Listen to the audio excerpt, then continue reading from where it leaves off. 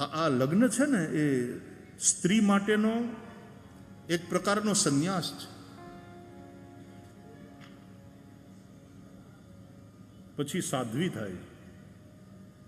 કપિલ ભગવાન પણ મા દેવહૂતિને સાધ્વી કહીને સંબોધે છે.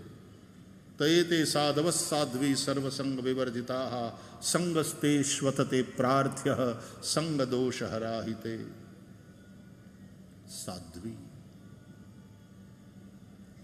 કોઈક સાધન માટે કોઈક લક્ષ્ય નિર્ધારિત કરીને પછી જે સાધનરત હોય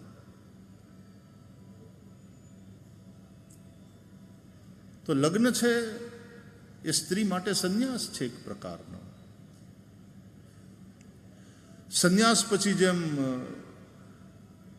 પેલાનું નામ બદલાઈ જાય, એનું ગોત્ર બદલાઈ જાય, આ અખાડા સાથે સંબંધિત થઈ ગયા, આ નામ થયું, અમારા હવે આ ગુરુનું નામ લાગ્યું. અત્યાર સુધી પિતાનું નામ લાગતું હતું, એને બદલે લગ્ન પછી પતિનું નામ લાગે. સરનેમ ચેન્જ થઈ જાય. એક પ્રકારનો સંન્યાસ છે. જેમ ત્યાં બધું છૂટી જાય છે,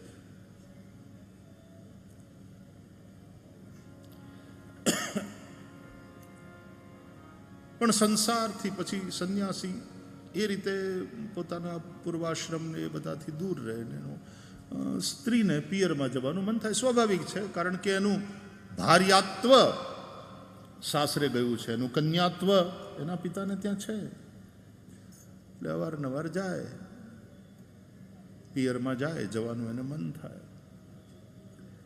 એટલે પિયર સાથેનો એનો નાતો તૂટી નથી જતો. એ નદીની જેમ નીકળે છે એ વાત સાચી.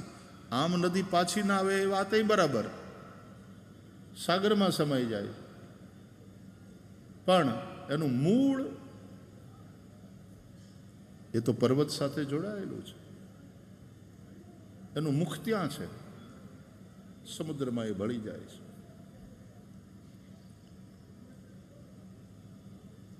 તો આ પણ એક પ્રકારનો સંન્યાસ છે. વિવાહ, લગ્ન.